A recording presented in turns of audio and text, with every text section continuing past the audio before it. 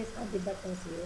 Eh, el tema, hoy vamos a ver el teórico y el práctico antihipertensivo lo van a tener la semana que viene, así que aprovechen para ir mirando un poco el práctico y ir resolviendo, si es largo, ir viendo de llevar cosas resueltas y leídas para poder aprovecharlo. ¿Sí? Entonces voy a compartir pantalla. La semana que viene, este jueves entonces no está el trabajo de hipertensivos. No, es la semana que viene. ¿Sí? Sí, sí. Bien.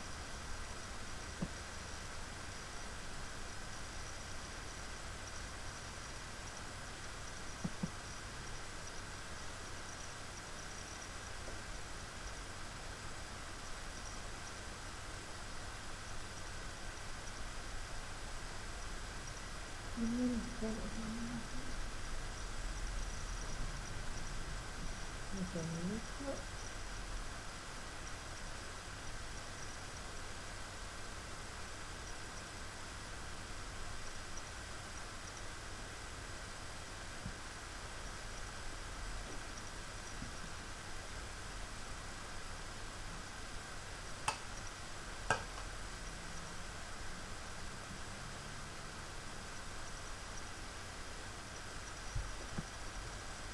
Bueno, vamos a dar una charlita sobre farmacología de hipertensión arterial. Eh, Estos, como todos los teóricos, son digamos, un pequeño resumen del tema y un enfoque del tema para que les ayude a ustedes a estudiarlo, pero bueno, de ninguna manera reemplaza la posibilidad de leerlo de los libros de texto y de estudiarlo de los libros de texto. ¿Sí? Entonces, vamos a hablar de la farmacología y de hipertensión arterial. Vamos a hacer un pequeño recuerdo de lo que es la hipertensión arterial. Es el aumento sostenido de la presión arterial en dos o más oportunidades, ¿sí? Considerándose esto a valores mayores o iguales a 140 de sistólica y mayores o iguales a 90 milímetros de mercurio de diástole, ¿sí? Epidemiológicamente, hablando de hipertensión arterial, debemos decir que es una enfermedad muy prevalente, ¿sí? De alta prevalencia, alrededor del 35% entre la población adulta, y es la principal causa de accidentes cerebrovasculares, de infarto agudo del miocardio, de muerte súbita, de isquemia coronaria. Entonces, los objetivos de tratar la hipertensión arterial están relacionados con evitar todas estas posibles, ¿sí?, mortalidades del paciente. ¿Eh? La hipertensión arterial es una enfermedad prácticamente asintomática, o sea que nosotros la tratamos fundamentalmente para prevenir el desarrollo de enfermedad y disminuir las posibilidades de muerte cardiovascular. Bien, entonces, desde el punto de vista epidemiológico también se hicieron estudios de prevalencia en América Latina, el estudio Carmela, donde participó la ciudad de Buenos Aires.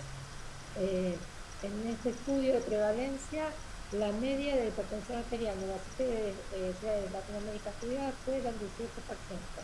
En Buenos Aires fue del 29%.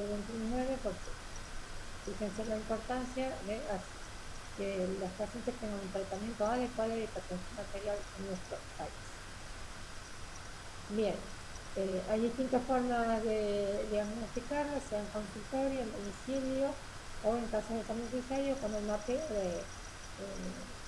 de la presión arterial. ¿Sí? Esto es más clínico, digamos.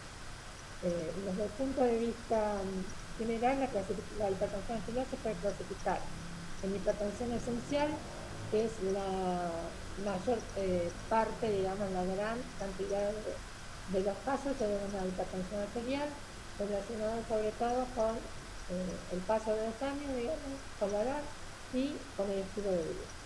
¿Sí? Hay una pequeña cantidad de casos en que la hipertensión arterial es secundaria a otros problemas de salud, como pueden ser el hipertiroidismo, el feocromositoma los tóxicos, el consumo de ciertos fármacos o drogas de uso abusivo pueden producir hipertensión arterial, y también la apnea obstructiva del sueño puede ser una causa de hipertensión arterial. En general, la clasificamos, además de en esencial o primaria y secundaria, la podemos clasificar de acuerdo a los valores de tensión arterial. Estos serían valores normales de tensión arterial, serían estados como prehipertensivos, ¿sí? O normalmente altos, entre 120 y 139, entre 100 y 139, una hipertensión en etapa 1 entre 140 y 159, o 90 a 99 diastólica, la etapa 2 mayor o igual a 160 o mayor o igual a 100, y hablamos de crisis hipertensiva cuando supera los 180 de sistólica y los 110 de diastólica, ¿sí? Esta es una situación de crisis hipertensiva que es una urgencia, digamos. O sea, que es algo que hay que resolver probablemente en horas o días, ¿sí? La emergencia hipertensiva sería cuando hay un daño agudo de órganos blancos. Por ejemplo, una encefalopatía hipertensiva, eso sería una emergencia hipertensiva que hay que resolver en minutos, ¿sí? O horas a más tardar. Bien. Entonces, esto es en cuanto a la clasificación de acuerdo a los valores de tensión arterial, y esto no es para que se aprendan de memoria, pero para tener un poco una idea de lo que vamos a hablar hoy, que es el tratamiento, no de la urgencia ni de la emergencia, sino fundamentalmente el tratamiento, el seguimiento ambulatorio de los pacientes hipertensos para que logren un buen control de su tensión arterial. En principio, en pacientes hipertensos en etapa 1, fundamentalmente probar, y en los pacientes también prehipertensos, probar modificaciones en el estilo de vida. También en los que tienen en etapa 2, pero de entrada además de la modificación de estado de vida, se llevarán medicaciones. Vamos a dejarnos un segundito de qué hablamos cuando hablamos de modificaciones de estilo de vida. Hablamos de control de peso corporal, de reducir el consumo de sodio, de la dieta, ¿sí? De aumentar el consumo de potasio, ¿sí? Estudiar una dieta DASH, realizar ejercicio, actividad física aeróbica periódica, evitar o suprimir el tabaquismo, disminuir la ingesta de alcohol, ¿sí? Ajustando los valores señalados, y tratamiento antitabáquico, ¿sí? Sociedades técnicas y alternativas de relajación corporal. Entonces, todas estas medidas que son no farmacológicas siempre deben incluirse, ¿sí? En el tratamiento de la hipertensión arterial. De hecho, en descenso de peso, por ejemplo, en pacientes con sobrepeso o obesidad, un 10% de pérdida de peso, de su peso corporal, ayuda en gran manera a mejorar y muchas veces a controlar la hipertensión arterial. Bien, voy a retroceder. Entonces, no nos olvidemos en todos, ¿sí? Las modificaciones en el estilo de vida es fundamental. Y en la etapa 1, generalmente lo que se hace, si no alcanza con la modificación del estilo de vida, es se considera agregar un fármaco. ¿Cuáles son los fármacos que se pueden agregar como primera instancia en este caso? Los diuréticos tiazídicos o las tiazidas, ¿sí? En caso de que tengan hipertensión en etapa 2, ya, o sea, mayor de 160 de sistólica o de 100 de diastólica, generalmente, además de la modificación en estado de vida, pensamos en las otras patas de farmacológicas de tratamiento, que son las tiazidas, los inhibidores de la enzima convertida en angiotensina, los antagonistas de receptores de angiotensina 2, tipo 1, o ARA2. Estos son, esto está sacado de la última edición de Goodman. Esto que dice ARM son los bloqueadores de los receptores de angiotensina 2, ¿sí? Que son los que nosotros llamamos ARA2. ¿De acuerdo? Para que no haya confusión. Y estos que dice CCB son los antagonistas de los canales de calcio. ¿Sí? Bloqueantes cálcicos, bloqueantes de receptores tipo 1 de la angiotensina 2, inhibidores de la enzima convertidora de angiotensina y la angiosida con los de ¿sí? De inicio generalmente un fármaco y se vuelve, en el caso de que tenga ya un estadio en la etapa 2, a las 2 o 4 semanas hay que darle tiempo. La mayoría de fármacos tienen latencia para llevar a valores normales los, la tensión arterial. Alrededor del 50% de los pacientes tiene una respuesta adecuada con un solo fármaco. La tendencia es mantener fármacos en las dosis indicadas, pero tratar de no llegar a dosis máximas para lograr los máximos beneficios, la máxima eficacia y la menor cantidad de efectos adversos posibles. Entonces, si la presión arterial está en el objetivo buscado, se continúa con el tratamiento. Si no está en el objetivo, generalmente se combina con un segundo fármaco, ¿sí?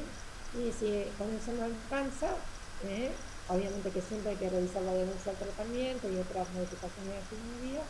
Se puede pensar en un tercer fármaco, y la interconsulta con un especialista. Esto, si bien esta farmacología especial son las bases terapéuticas las bases farmacológicas de la terapéutica, no es terapéutica, igual es interesante para saber qué fármacos tenemos que conocer como antihipertensivos, conocer un poco de la terapéutica. Por eso les doy esta pequeña introducción. Entonces ya hablamos de control del estilo de vida.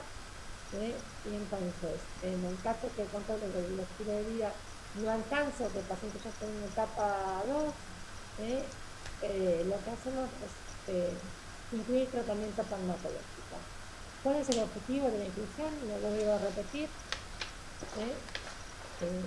Que la hipertensión arterial es una enfermedad básicamente asintomática. La gente normalmente se diagnostica la hipertensión arterial tomándole, o sea, haciendo un control de la tensión arterial, porque puede tener una tensión arterial alta y sentirse perfectamente bien. Entonces, el objetivo del tratamiento no es disminuir los síntomas del paciente como en otras enfermedades, sino que fundamentalmente disminuir la mortalidad. Por eso a veces es difícil la adherencia al tratamiento de los pacientes, porque como se sienten bien, es difícil que se proyecten hacia el futuro en pensar qué cosas se están evitando en el futuro. Por eso es muy importante el acompañamiento y la educación del paciente. Entonces, disminuir la mortalidad, ya dijimos, en etapa 2 de entrada, ¿sí? Y en pacientes que están en etapa 1 pero que no logran mejorar con modificaciones en el estilo de vida. Lo que buscamos es evitar el daño de órganos blancos, corazón, cerebro, riñón, la retina, ¿sí? Las arterias periféricas. Y también tenemos en cuenta el riesgo cardiovascular. La hipertensión arterial es un importante factor de riesgo cardiovascular, pero hay que ver la asociación con otros factores. ¿Sí? La obesidad, el tabaquismo, la presencia de diabetes, Perdón, profe, ¿qué es RCB? riesgo cardiovascular. Gracias. ¿Sí? El riesgo cardiovascular se calcula generalmente en base a los niveles de colesterol, así pacientes diabéticos, así es obeso, a los valores de tensión arterial, si fuma, ¿sí? Entonces el riesgo cardiovascular, si tiene un riesgo menor al 20%, y una hipertensión arterial en etapa 1, generalmente con control del estilo de vida se puede controlar. Si ya tiene un riesgo cardiovascular mayor al 20%, ¿sí? Hay que ver control del estilo de vida por 6 meses y ver la respuesta. Y si no, fármacos, que si tiene un riesgo cardiovascular alto, cualquiera sea el nivel aunque tenga una hipertensión tipo 1, generalmente va a tratamiento fármaco. Bien, entonces, hoy vamos a hablar de las familias de fármacos que se usan para el tratamiento crónico de la hipertensión arterial. Vamos a hablar fundamentalmente de estos 5 grupos. Los MIECA y los ARA2, que actúan a nivel del sistema renina, a nivel del sistema renina-angiotensina. Los diuréticos, fundamentalmente los tiacídicos, que son los más usados como antihipertensivos. Los beta-bloqueantes, vamos a ver un poco cuál es su papel, en qué pacientes es útil hoy en día el uso de beta-bloqueantes como antihipertensivos, y los bloqueantes cálcicos. Estos son los 5 grupos que vamos a tratar de ver sintéticamente hoy. Y después, en la presentación están incluidos también estos temas que no se los voy a dar, pero los pueden mirar y los pueden mirar en el libro, que son los simpático-líticos de acción central. De esto, sobre todo, lo que no se usa hoy en día, que es la alfa-metildopa, que se sigue utilizando en los casos de hipertensión arterial asociada al embarazo, digamos, en situaciones especiales, ¿sí? Y algún otro como la clonidina, que a veces se usa en algunas emergencias hipertensivas, ¿sí? Y algunos vasodilatadores que se usan en urgencias o en emergencias hipertensivas. Bien, entonces hasta hoy vamos a ver hasta lo que antes pensé. Muy bien. La presión arterial, como ustedes deben recordar, depende fundamentalmente. La presión arterial, ¿de qué depende? Del volumen minuto cardíaco, o sea, del gasto cardíaco, y de la resistencia periférica. Esos dos son los valores que nos van a determinar la tensión arterial. A su vez, tanto el gasto cardíaco como la resistencia periférica están bajo un control complejo que incluye en el que participan a nivel central, sobre todo el sistema nervioso central, sobre todo a través del mediador de la norepinefrina o noradrenalina, también un control renal y un control local. Esto sería un poco un resumen de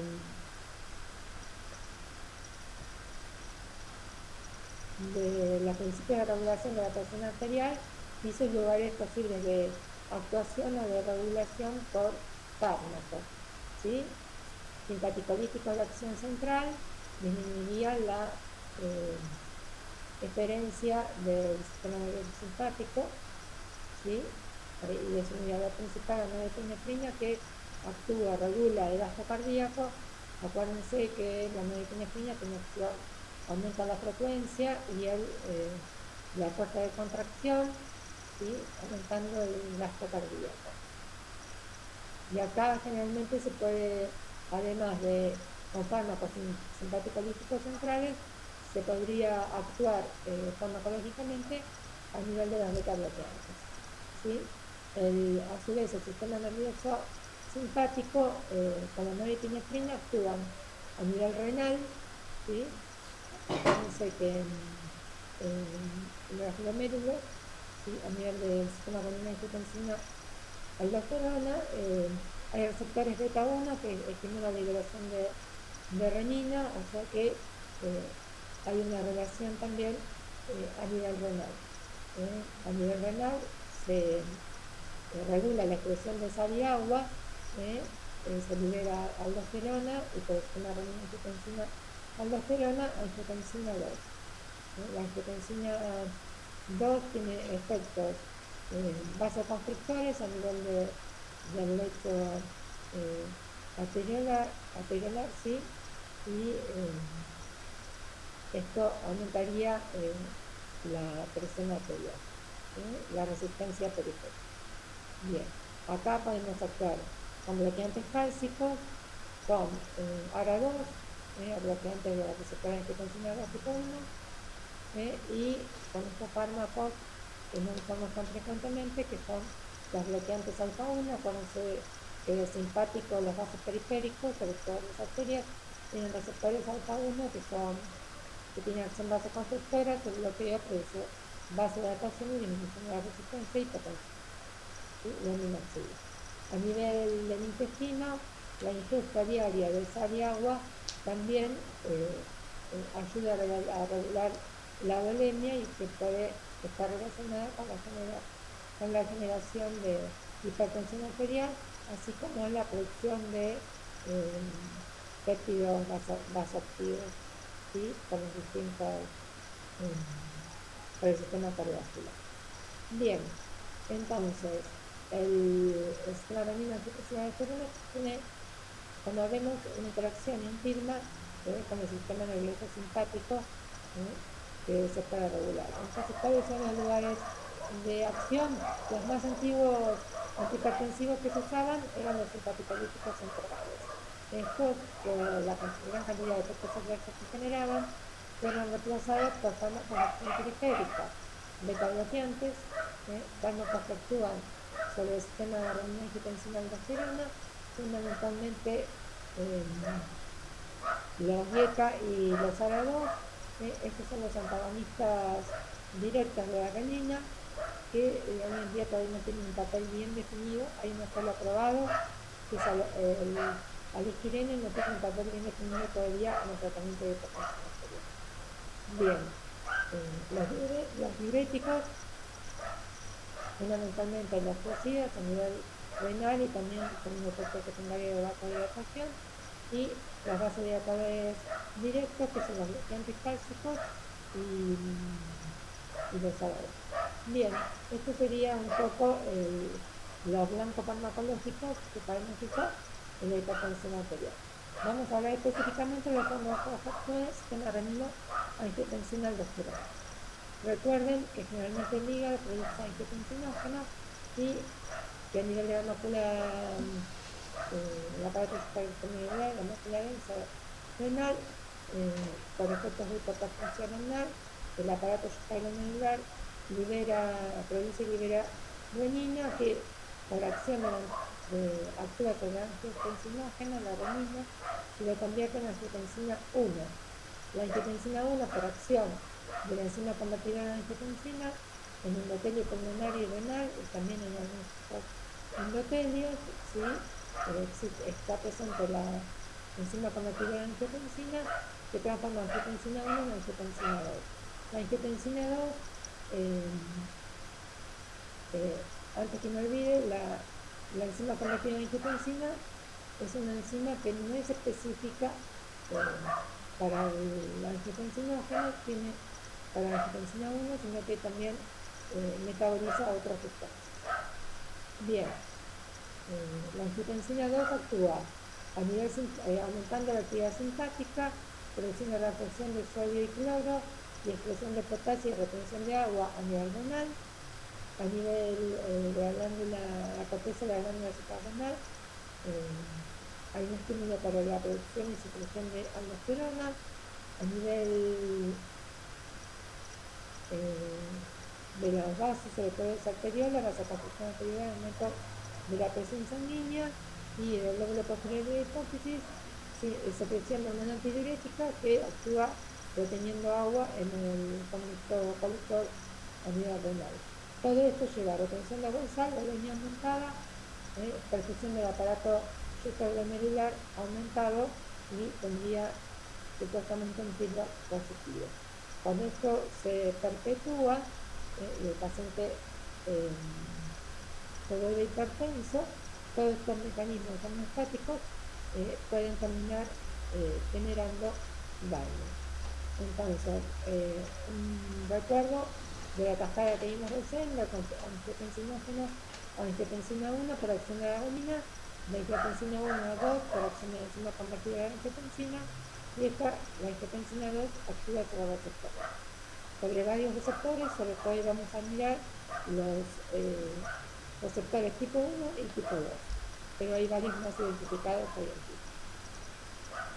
La angiotensina 2 entonces produce vasoconstricción directa en arterias capilares con aumento de la resistencia periférica, favorece aumento de la noradrenalina terminal simpática con aumento de la respuesta simpática, aumento del flujo simpático cerebral, sed y liberación de vasopresina, aumento de la liberación de la noradrenalina y la adrenalina en la médula adrenal, efecto presórico cardíaco, aumento de la absorción de cloro, sodio y bicarbonato en el intestino, aumento de volumen, liberación de aldosterona, retención de sodio y agua en el aldosterona.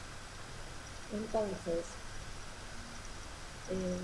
este gráfico está sacado también del Goodman. Un pequeño recuerdo, digamos, sería los efectos sobre la vía roja de la angiotensina 2 serían los que producen la enfermedad y los que tratamos de prevenir con el tratamiento antihipertensivo. Y estos serían como los efectos beneficiosos. No todos los efectos que tienen angiotensina 2 son negativos. Entonces, la angiotensina 1, el angiotensinógeno, la renina, angiotensina 1, la enzima convertida en angiotensina 2 sobre receptores tipo 1, tiene efectos hipertensivos que son los que estuvimos mirando. Vasoconstricción y sostenidos en el tiempo llevan a fibrosis, inflamación de los vasos, del músculo liso de los vasos sanguíneos, estrés oxidativo e hipertrofia cardíaca. Causan enfermedad. ¿Sí? Por el otro lado, la angiotensina 1, por acción de la enzima convertidora 2, la ACE2, pasa a angiotensina 1,9, y a su vez puede convertirse por la enzima convertidora de angiotensina en la angiotensina 1,7. La angiotensina 2 también puede convertirse en angiotensina 1,7 que actúa sobre los receptores, que son los conocidos receptores como receptores MAS. ¿Sí? A su vez, la angiotensina 2 actúa sobre los receptores de angiotensina 2 tipo 2, y estos receptores tienen efectos antihipertensivos, vasodilatación, antipirético, antiinflamatorio, disminución del estrés oxidativo y antiproliferación. Entonces, estos son los efectos beneficiosos que nosotros tratamos de mantener, ¿sí? Desviando la curva en estos pacientes, o sea, la acción de la angiotensina 2 hacia los efectos beneficiosos y evitando los efectos negativos. Bien.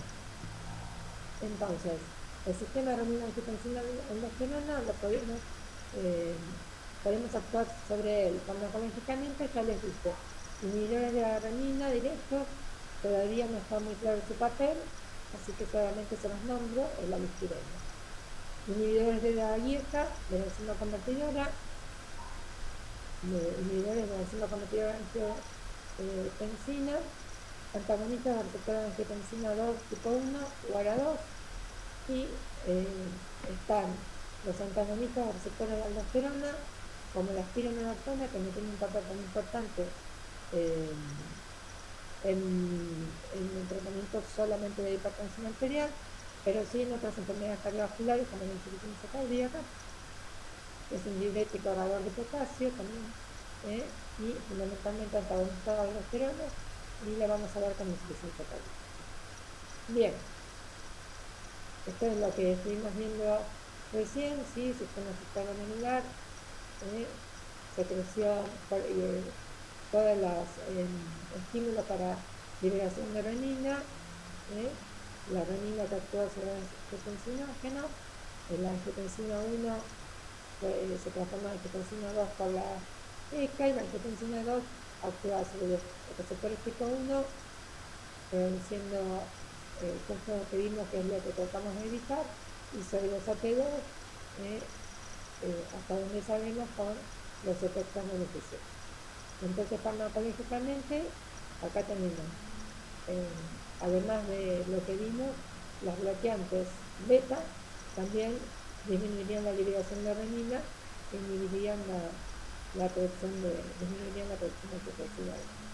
¿Sí? Los inhibidores de la renina, los inhibidores de alfa, los antagonistas de los receptores activos. Dieta. Bien, ya les dije que inhiben la conversión de angiotensina 1 y la angiotensina 2, y como la enzima convertidora no es específica, no es el único sustrato que tiene la angiotensina, también puede, al inhibirse la enzima convertidora, puede inhibirse la degradación de otras sustancias como la bradykinin. La bradykinin es un potente vasodilatante. O sea, que al inhibirse la degradación, aumentarían los niveles de bradykinin que tienen efectos vasodilatadores. En general no modifican la glucemia ni el colesterol y suelen mejorar la resistencia a la insulina. Esto nos habla que son fármacos que pueden ser perfectamente utilizados por pacientes diabéticos hipertensos. ¿Sí? Producen vasodilatación arterial por disminución de la tensión arterial y la resistencia periférica total, disminuyen la absorción de sodio y la secreción de aldosterona, y producen vasodilatación de la arteriola eferente, reduciendo la natriuresis con disminución de la precarga, de la presión de filtrado glomerular, aumenta el volumen de filtrado glomerular, son nephroprotectores. Esto también es beneficioso en los pacientes con patología renal y sobre todo en los pacientes diabéticos que ustedes saben que pueden evolucionar con la neurosis. Entonces son protectores a nivel renal. A su vez disminuyen el tono simpático, normalizan el lado reflejo, y disminuyen la tensión del miocardio y el lado ventricular. Estos efectos bajan la mortalidad y la insuficiencia cardíaca. Esto es importante de recordar. Todas tienen que ver con eficacias demostradas, que hacen que sean fármacos de elección en pacientes que han tenido, que cursan con insuficiencia cardíaca o que han tenido alguna enfermedad, que tienen alguna enfermedad cardiovascular. ¿Sí? Bien.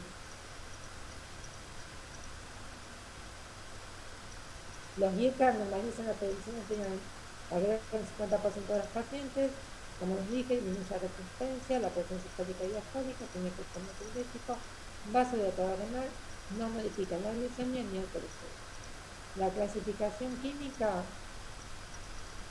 se las muestro como para que sepan que existen. Fundamental, el que vamos a ver como prototipo, hay muchos como ven, el que vamos a ver como prototipo es el enalapril. El más antiguo de todos es el captopril, pero que en la práctica clínica no se usa hoy en día precisamente, y así que vamos a ver como prototipo el enalapril. Recuerden el enalapril que son drogas que deben ser hidrolizadas a su metabolito activo. Bien, se administran vía oral como prodroga. ¿Sí? Entonces, se administra como prodroga vía oral. La droga o el fármaco de metabolito activo es el enalaprilato.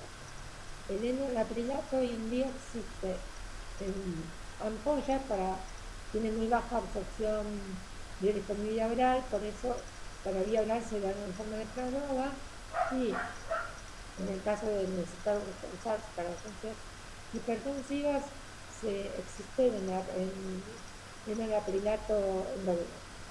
¿Sí? Bien. Tienen una fotonía en la enzima convertidora, una vida media de 11 horas y se eliminan por el riñón.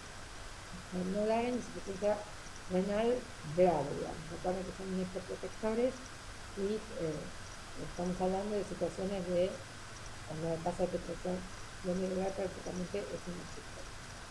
No atraviesan con facilidad la barrera hematoencefálica, pero sí atraviesan la sangre. ¿Sí? Entonces sufren desesterificación hepática y se eliminan por el riñón. El lisinopril es un poco más potente que el enalapril, es el principio activo, tiene baja absorción, pero bueno, con la dosis equipotente se logra de todas maneras el control. Generalmente se pueden dar una dosis diaria, aunque se sugiere en el enalapril dar en 2 dosis para tener un control las 24 horas de la tensión arterial.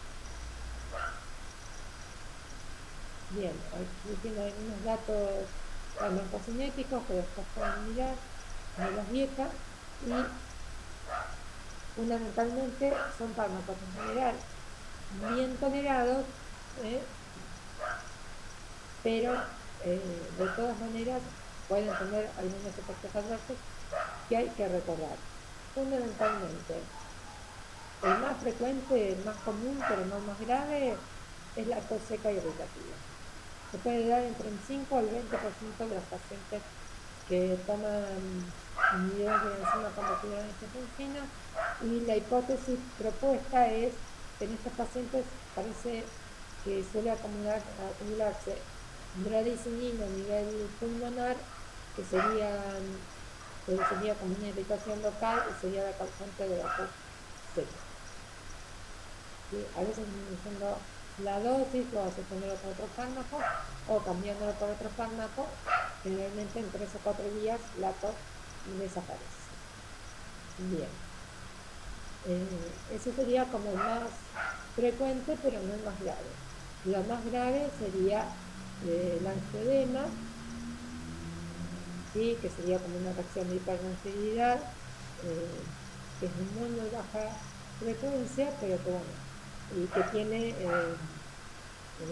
extensión de clase, porque si tiene angioedema con una prima puede tomar ninguno de los días. Y también hay que tener, mirar con cuidado a los horarios. Bien, los pacientes con tos seca irritativa, a veces hay que cambiar la medicación y generalmente se los cambia por ARA2, que ahora vamos a ver que no producen aumento de gravicidad. Pueden producir, sobre todo al comenzar el tratamiento, hipotensión arterial, empezar siempre con dosis bajas, sobre todo en los pacientes que tienen una actividad de renina plasmática alta. El inicio del tratamiento con IECA puede producir una hipotensión importante. Entonces siempre empezar con dosis bien bajas. ¿Sí? La hipercalemia, en general, pueden aumentar la calemia, el potasio en sangre. No es un efecto que se vea frecuentemente con las dosis habituales, pero hay que tener cuidado en las interacciones con otros fármacos, que, por ejemplo, diuréticos ahorradores de potasio, y otros fármacos que aumenten el potasio, porque pueden tener como un efecto aditivo. No adictivo, sino aditivo. Bien. Y lo otro que hay que recordar es los pacientes que tienen estenosis bilateral de la arteria renal o estenosis de la arteria renal en riñón único.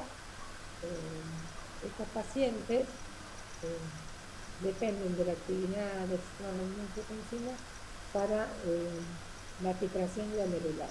Entonces, la administración de IECA precipitaría una falla única. Entonces, si hay sospecha de que el paciente con una hipertensión secundaria a una estenosis de la arteria renal, no sería el fármaco de elección, ¿sí? Y siempre sería de buena práctica un dosaje de creatinina previo y a la semana de tratamiento para ver que no haya disminuido la función renal. ¿Sí? Bien, la otra cosa a recordar que el consumo de AINES, parte de las acciones a nivel renal depende de las prostaglandinas. El consumo de AINES puede disminuir el efecto antihipertensivo de los bien. Y por último, recordar que son terapéuticos. O sea que si es una paciente en la práctica y desea embarazo, hay que aclararle bien que le convendría cambiar de medicación hipertensiva antes de quedar embarazada, y si se quedó embarazada tomándolo, hay que modificar, tiene que consultar y modificar el tratamiento. Sobre todo, estar estricto en el último trimestre del embarazo, trastornos en el desarrollo a nivel renal por parte del feto. Bien, y hay algunos otros efectos menores de baja frecuencia. A veces ocurre hiposturias en una causa determinada, en pacientes que no son diabéticos, neutropenia realmente, vigencia que tenían cambios en la sensación del gusto, algunos rayos cutáneos que pueden ceder rápidamente y algunas reacciones hepatotoxicas. Pero estos serían como los efectos que sí o sí debemos conocer. ¿Sí? Bien. Las indicaciones, ¿no? La primera línea, el tratamiento de casos graves y tipos de hipertensión arterial cuando fue indicado tratamiento farmacológico. También se puede usar hipertensión arterial complicada refractaria, en urgencias hipertensivas, en cardiopatía hipertensiva. ¿Sí? Son útiles en pacientes con hipertrofia ventricular. Bien. También en la nefropatía hipertensiva y en hipertensión arterial y la diabetes. Bien, hasta ahí llegamos con los IECA. Si me quieren hacer alguna pregunta, háblenme porque tengo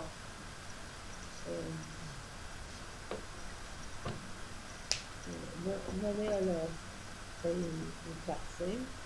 Bien, inhibidores del receptor angiotensina 2, GUARA2. Bien, como dijimos, el nivel donde actúa con el receptor de angiotensina 2 tipo 1, previniendo los efectos vasoconstrictores y de liberación de aldosterona y todos los efectos secundarios de la activación crónica de los receptores ATI. El que vamos a mirar como fármaco, hay varios, como ven, mesartán, valsartán, cambesartán, irbesartán, telmisartán y almesartán. El que vamos a mirar como fármaco de primera línea es el prototipo, es el losartán. ¿Sí?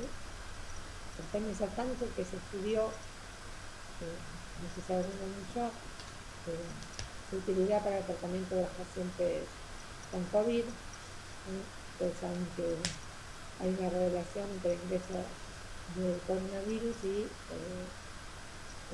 la enzima convertida en angiotensina y los receptores de angiotensina. Bien.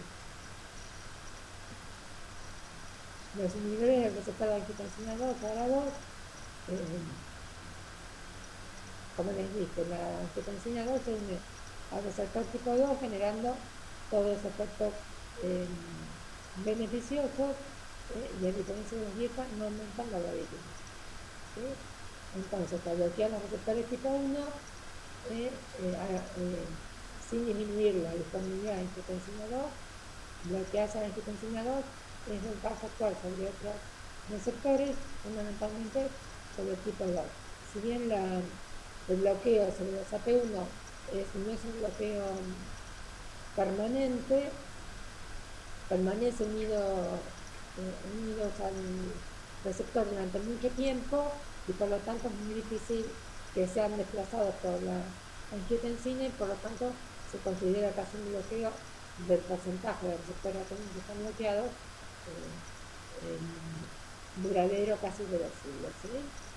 Entonces producen vasodilatación arterial para actuar la angiotensina, no el fármaco, ¿sí? Al actuar a nivel del receptor tipo 2, actuarían como vasodilatadores arteriales, que inhiben la respuesta vasopresora de la angiotensina 2, tanto la respuesta rápida como la lenta, que produce angiotensina 2, disminuyen la hormona antidiurética de aldosterona, inhiben la liberación de noradrenalina,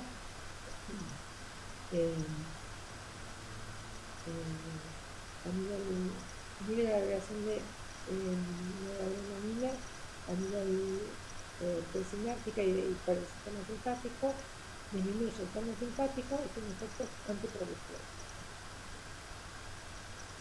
Tienen una latencia de acción alrededor de 4 o 6 semanas, o sea, cuando se empieza el tratamiento antihipertensivo, lo mismo con las viejas, no es que vamos a esperar que inmediatamente al día siguiente tengan controlada su presión arterial, ¿sí?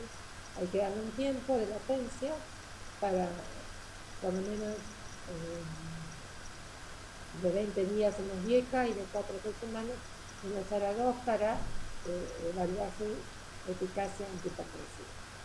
Se administran vía oral, tienen baja disponibilidad, biodisponibilidad de las proteínas plasmáticas y el metabolismo depende del cargo.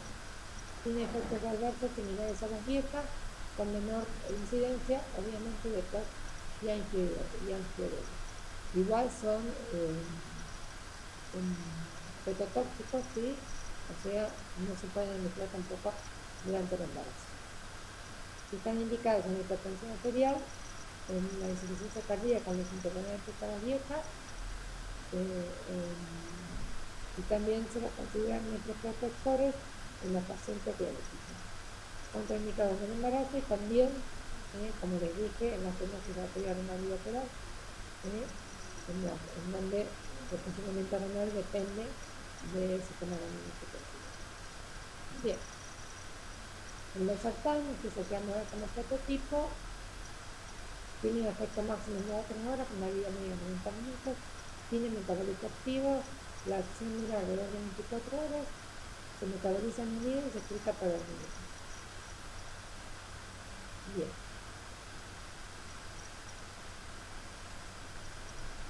Entonces, bloquea los receptores tipo 1, la resistencia venosa periférica, disminuye además el ácido úrico, la proteinuria, la hipertrofia ventricular izquierda, son útiles en insuficiencia cardíaca y la fibrilación auricular. Bien. Entonces, dijimos que el sartán es metabolizado por el citocromo, tiene un metabolito activo más potente, la vida media de los sartanes de 2.5 horas, tiene un metabolito de 6 a 9 horas. Secreción biliar y renal. Cuidado con su uso en caso de insuficiencia cardíaca. Bien. Yo les doy ese que es el prototipo, ¿sí? Estamos con prototipo. Vamos a hablar unas palabras de las tiazidas. Las tiazidas, la más conocida por nosotros es la hidroclorotiazida, sobre la que más estudios han hecho, sobre el actor palidono, y también existe, que si bien químicamente no es similar, pero tiene iguales mecanismos de acción y efectos farmacológicos, también se ha considerado la familia, la ingatamilia. Bien. Entonces estos serían como las tres tiazidas que debemos conocer. ¿Cuál es el mecanismo de acción antihipertensiva de las tiazidas? Bien, fundamentalmente son diuréticos que actúan inhibiendo el transporte de sodio-cloro y sin transporte de sodio-cloro a nivel del túbulo contaminado distal. ¿Sí? Van a ver cuando vean otros diuréticos que no son los más potentes, las tiazidas, porque la oferta de sodio ya a nivel del túbulo contaminado distal no es tan importante, ¿sí? Pero igual tiene un efecto no diurético y de pérdida de agua acompañada. A su vez tienen efectos vasodilatadores que disminuyen la resistencia periférica. La triptodiana es de vida medio más larga, por lo que tiene acción más fuerte. ¿Cuáles son los efectos adversos de sus acciones a nivel renal? Tenemos que pensar la posibilidad de desequilibrios hidroelectrolíticos. ¿Cuáles recordar? Fundamentalmente que disminuyen el potasio y el sodio. ¿Sí? También el magnesio, producen heridas diluidas, puede ser tonosis metabólica y aumenta la reabsorción de calcio y el ácido úrico. Esto a tener en cuenta en caso de que el paciente tenga además gota. ¿Sí? Y otra cosa a tener en cuenta que tienen como un efecto diabetógeno. ¿Sí?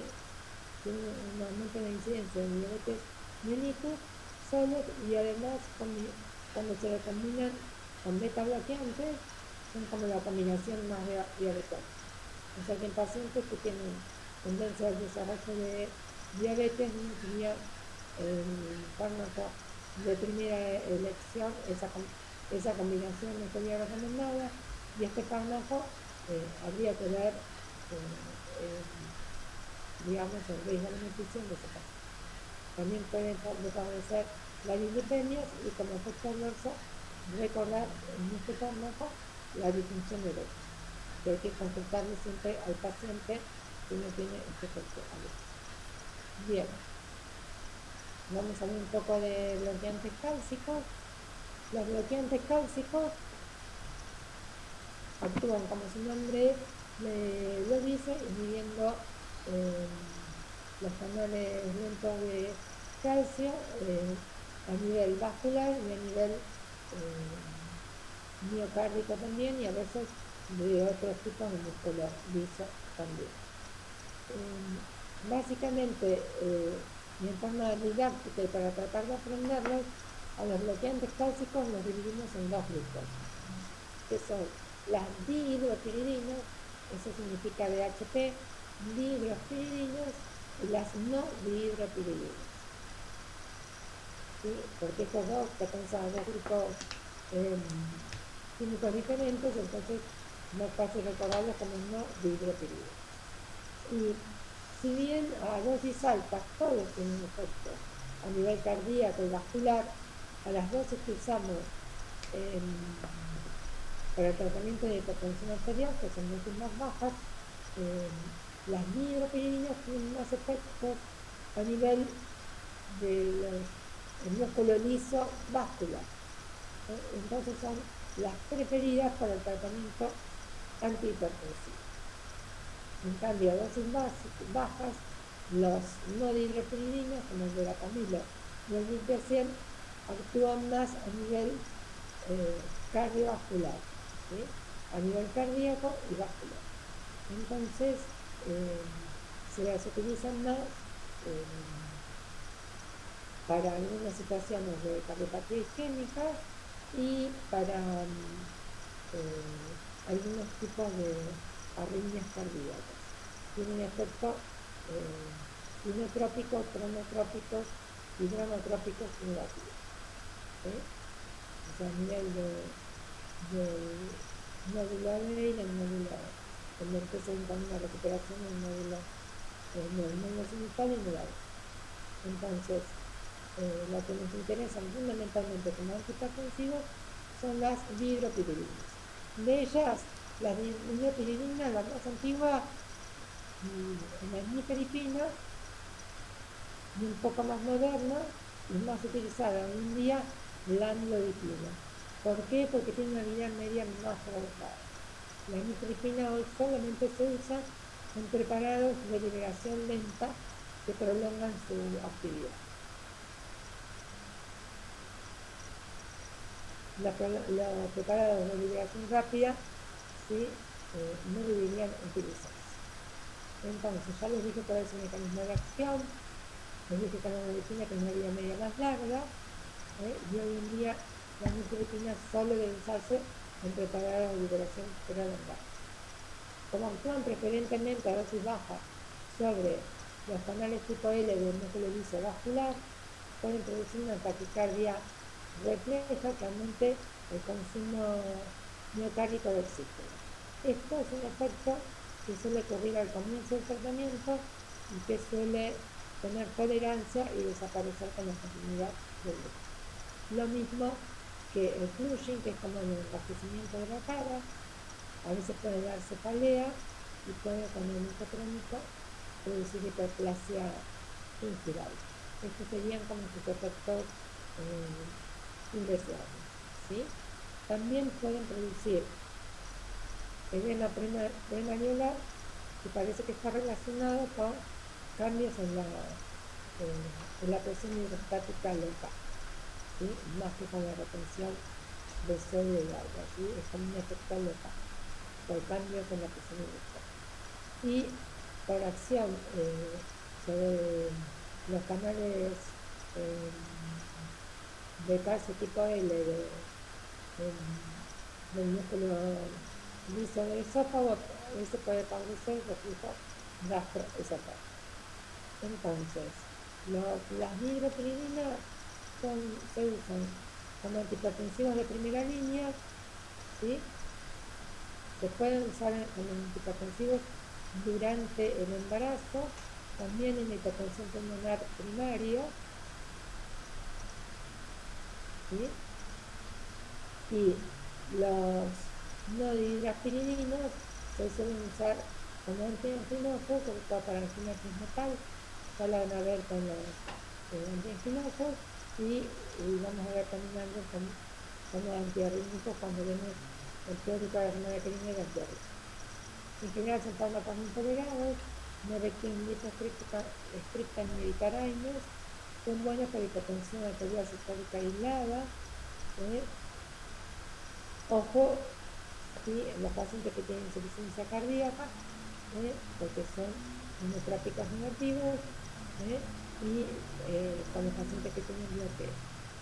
Sobre todo no asociar las no dihidropiridinas con los beta bloqueantes, porque ambos disminuyen la frecuencia y aumentan los bloqueos. Bien, vamos a hablar un poquito de beta bloqueantes, que ya hemos visto en fármaco general. Los beta bloqueantes son fármacos que tienen acciones antianginosas, antiarrítmicas, antihipertensivos y también por mejorar la calidad de vida y prolongar la sobrevida, se usan en los pacientes con insuficiencia cardíaca. Entonces, hay muchos beta bloqueantes. Tenemos la primera generación, los más selectivos, que no serían los que más utilizamos hoy en día como antihipertensivos, porque son muy selectivos, y es importante la dieta indeseables, ¿sí? Sobre todo el propanolol, que atraviesa barrera hematoencefálica, produce sedación, ¿sí? Lo que más utilizamos hoy en día son los selectivos, sobre todo los beta 1, el atenolol, que es hidrosoluble y no atraviesa barrera hematoencefálica, el acetaminofén, el liposoluble, ¿sí?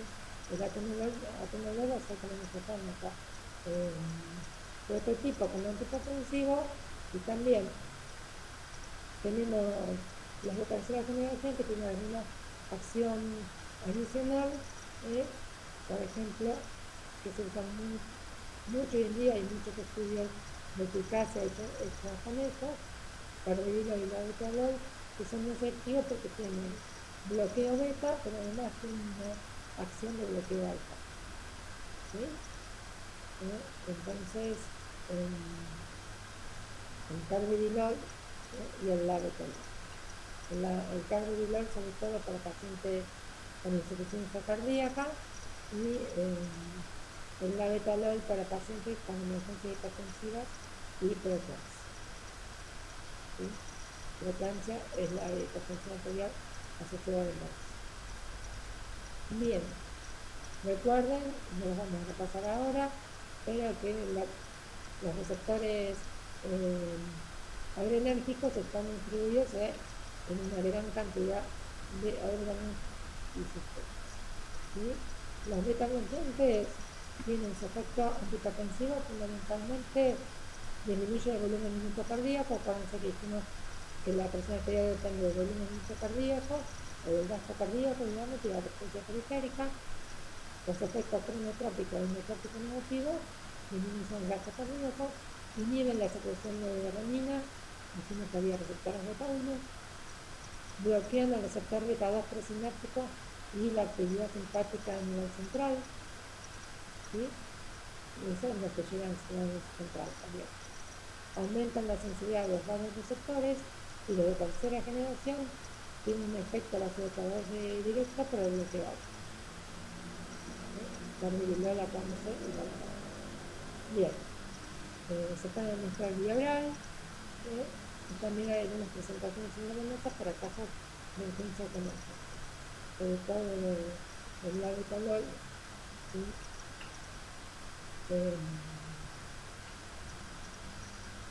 el metabolismo de la mayoría del procanolol, tiene un metabolismo hepático con baja biodisponibilidad oral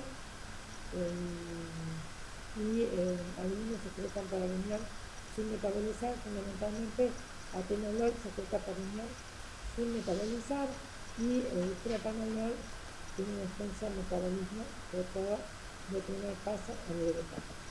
Bien, ¿cuáles son los efectos adversos de la beta bloqueantes? Algunos que son expresión de su efecto farmacológico, como la bradicardia, bloqueo B, la descompensación aguda de la insuficiencia cardíaca, la alteración de la circulación periférica, provocando claudicación intermitente o fenómenos de reloj. Esto sería una claudicación intermitente. Pueden producir más fatiga y disminuir la capacidad de ejercicio. Puede a nivel de los receptores beta producir broncoconstricción y exacerbación del asma y también pueden producir disfunción eréctil e impotencia. Entonces este es un efecto adverso que hay que tener en cuenta con los beta bloqueantes y con las tiazinas. ¿Sí? Además, sobre todo los que tienen efectos a nivel central, alteraciones del sueño, pesadillas, insomnio y depresión. Serían los que son liposolubles. Y también tiene algunos efectos adversos metabólicos. Por un lado puede enmascarar los síntomas de hiperglucemia en los diabéticos, con bloqueo de la glucogenólisis y dificultad de recuperación en las hipoglucemias y disminuye la sensibilidad a la insulina. Además, va a aumentar los triglicéridos y disminuir, aumentar los triglicéridos y las lipoproteínas de baja densidad y disminuir las de alta densidad, que serían como las proteínas. Y acuérdense que no se pueden suspender su tratamiento de forma brusca, que tiene porque pueden producir un efecto rebote, una secreción, un efecto rebote por la upregulation de sus receptores por el bloqueo sostenido. Bien, están contraindicados en posición del asma, bloqueo segundo y tercer grado cardíaco y algunos tipos de arritmias severas, la insuficiencia cardíaca descompensada, si se usa insuficiencia cardíaca, pero cuando el paciente está compensado ya puede tolerar. Claudicación intermitente, diabetes, embarazo, son de categoría C, aunque les dije que hoy en día, sobre todo la betalol se está usando, se ha demostrado ser bastante seguro para su uso en el embarazo. Después, fenómeno de Raynaud, hipersensibilidad, insuficiencia renal hepático, depende de la vía de eliminación. Indicaciones, hoy en día, no, si bien está considerado entre los fármacos de primera línea para el tratamiento de hipertensión arterial, se ha reducido mucho su indicación como fármaco de primera elección a ciertos pacientes específicos que tienen otras patologías, porque hay fármacos que han demostrado más eficaces y mejor perfil de seguridad en el tratamiento de la hipertensión arterial. Entonces les dije, la betalol embarazada y emergencia hipertensiva, ¿sí? Con antianginoso, producción secundaria en guión, en estos casos sí han mostrado disminución de calidad, en algunos tipos de arritmias, sobre todo la fibrilación auricular para controlar la frecuencia cardíaca, ¿sí? Entonces, hipertensión postguión, hipertensión con arritmia, hipertensión con cardiopatía isquémica, con insuficiencia cardíaca compensada. Estos serían como sus indicaciones más importantes hoy en día. ¿Por qué? Porque han demostrado disminuir la mortalidad. Bien. Esto está sacado también del Newman, no es para que se sepan de memoria, pero ayuda un poco a entender esto de cuáles son los fármacos de primera línea para el tratamiento de hipertensión arterial y que elegir en algunas situaciones especiales. ¿Qué dijimos? En caso de hipertrofia ventricular izquierda, ¿sí? ¿Qué fármacos han demostrado disminuir la hipertrofia la remodelación cardiovascular, fundamentalmente las fracturas del sistema renal y angiotensina, o sea, la ARA2 y la vieja, ¿sí? Y las bioquentes cálcicas. Cuando el paciente tiene una osteoporosis asintomática, se pueden preferir los bioquentes cálcicos, que son más directos, como en caso de microalbuminuria, la dieta y los parador, recuerden que son nephroprotectores. La microalbuminuria es la primera manifestación de afectación renal de la diabetes, y ellos, la acción de los ARA2 y las dietas disminuye la posibilidad de atravesar la membrana almidón del nefrón de la lúmina, y por lo tanto los trastornos del mesangio que llevan al daño crónico renal y insuficiencia renal. Bien, en caso de deficiencia renal lo mismo. En caso de accidente cerebrovascular previo, o sea, paciente que tiene un evento isquémico, ¿sí? Un evento cardiovascular previo, generalmente nos han demostrado beneficios, son también los dieta y ARA2 y también las bióticas sensibles. En presencia de infarto previo, también los dieta y ARA2 y los beta-bloqueantes, ¿sí? Enfermedad arterial coronaria, lo mismo, en los techos, beta-bloqueantes y bloqueantes cálcicos, actúan como antianginosas. Además, en insuficiencia cardíaca, IECA, ARA2, beta-bloqueantes diuréticos, y en algunas situaciones antagonistas de extravagamina, aneurisma óptico, beta-bloqueantes, ¿sí? Y enfermedad renal en estado terminal y hipotermia, las dietas, ¿sí? En casos de síndrome metabólico, dieta ARA2 y bloqueantes cálcicos, lo mismo en caso de diabetes mellitus, y también se pueden usar diuréticos, ¿sí? A dosis baja.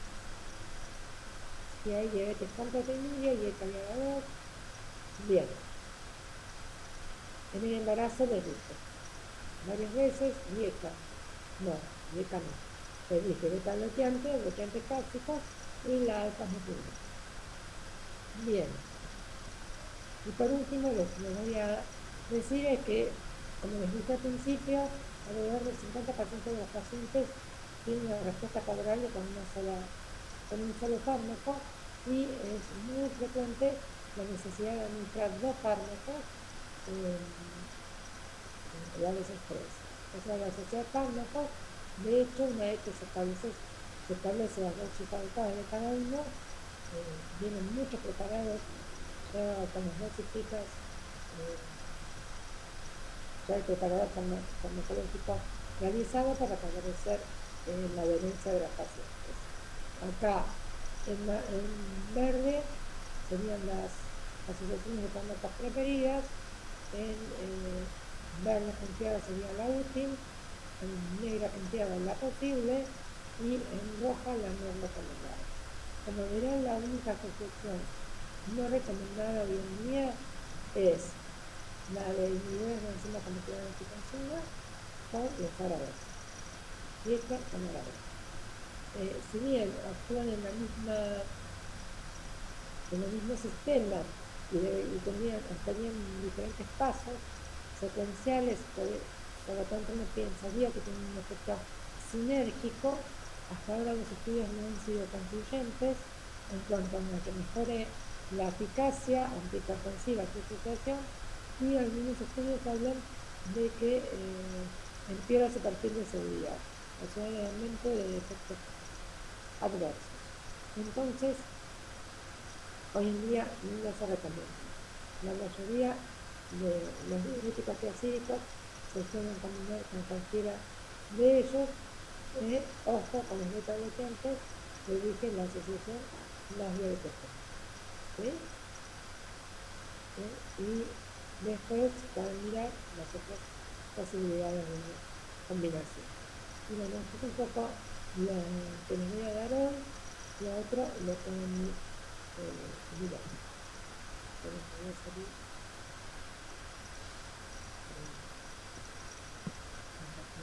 Perfecto. Muy bien.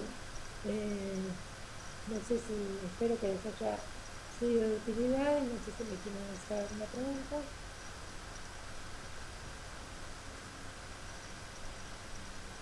Muy bueno el teórico, profe. Bueno, me alegro, espero que les sirvan. Y bueno, como les dije, obviamente después hay que completar un poquito de los libros, ¿sí? Y si pueden, miren, está cargado también en Pelco, la guía